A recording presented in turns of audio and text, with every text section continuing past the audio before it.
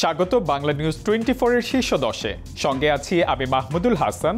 এক নজরে জেনে নিব দেশ বিদেশের গুরুত্বপূর্ণ খবর। সিসিইউতে চিকিৎসাধীন অবস্থায় 4 দিন পর কথা বললেন বেগম জিয়া। তবে সংকট কাটেনি, এখনই বিদেশে নেওয়া সম্ভব হচ্ছে না বলে জানালেন রুহুল কবির রিজভী। নির্বাচন ইস্যুতে সরকারের নিরপেক্ষতা প্রশ্নবিদ্ধ, দাবি জামায়াত এনসিপির। মতভেদ ভুলে ঐক্যবদ্ধভাবে কাজ করার আহ্বান বিএনপির। জামায়াত ক্ষমতায় আসলে দাবি নিয়ে কাউকে রাস্তায় নামতে হবে না বলে মন্তব্য করেছেন জামায়াত আমির ডাক্তার শফিকুর রহমান।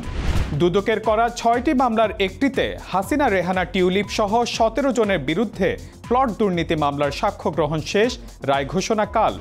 জুলাই আন্দোলনে মানবতা বিরোধী অপরাধ মামলায় হাসানুল হক ইনুর বিরুদ্ধে আদালতে সূচনা বক্তব্য, অভিযোগ গঠনের পুনর্বিবেচনা খারিজ, সাক্ষ্য গ্রহণ কাল। আদালত অবমাননার দায়ে 8 ডিসেম্বর বিএনপি নেতা ফজলুর রহমানকে আদালতে তলব। অস্ত্র মামলায় হাজিরা দিয়ে ফেরার পথে খুলনার আদালত চত্বরে দুর্বৃত্তদের হামলায় নিহত 2, জনমনে আতঙ্ক।